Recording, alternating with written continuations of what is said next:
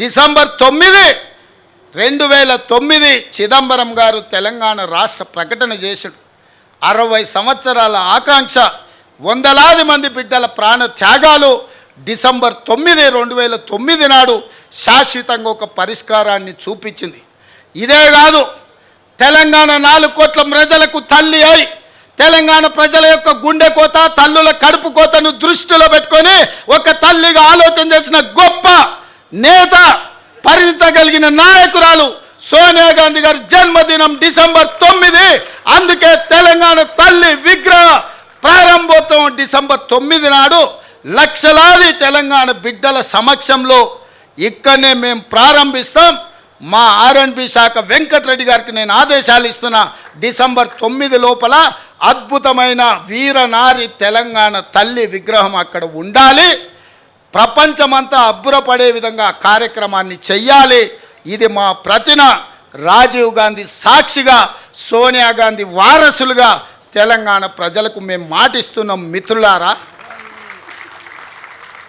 ఇవాళ 10 ఏళ్ళు ఇక్కడనే కొండా లక్ష్మణ్ బాపూజీ ఇల్లు ఇచ్చాడు కేసీఆర్కు పార్టీ పెట్టుకోనికి. అది కూలిపోతే నిలవ నీడ లేకుంటే నీకు ఆశ్రయం ఇచ్చిన కొండా లక్ష్మణ్ బాపూజీ చచ్చిపోతే కనీసం ఆఖరి చూపులకు కూడా నువ్వు పోలేదు. ఇంతకంటే దుర్మార్గుడు, నీచుడు భూమి మీద ఎవడన్నా ఉంటాడా? అట్లాంటి కొండా లక్ష్మణ్ బాపూజీ పేరు Indian institute of handloom and టెక్స్టైల్స్కి ఈరోజు ఆ ఇన్స్టిట్యూట్కి కొండా లక్ష్మణ్ బాపూజీ పేరు పెట్టినాం. కింగ్ కోటిలో మహిళా యూనివర్సిటీ వీరనారి చాకలి ఐలమ్మ ఏ తల్లి అయితే గడిలలో గడ్డి మొలవాలని మాకు స్ఫూర్తినిచ్చిందో వీరనారి చాకలి ఐలమ్మ పేరు ఆ మహిళా యూనివర్సిటీకి ఇవాళ పేరు పెట్టుకున్నాం. ఇదే కాదు, ఆనాడు పాత్రికేయ రంగంలో రాణించి సాయుధ రైతాంగ పోరాటాన్ని ముందుకు నడిపిన సురవరం ప్రతాప్ రెడ్డి గారి పేరు తెలుగు యూనివర్సిటీకి ఈరోజు మనం పెట్టుకుంటున్నాం. 10 ఏళ్ళు వీటికి పెద్దల పేర్లు, గొప్ప వ్యక్తుల యొక్క నామకరణం చేస్తే ఎవరన్నా వద్దన్నారా?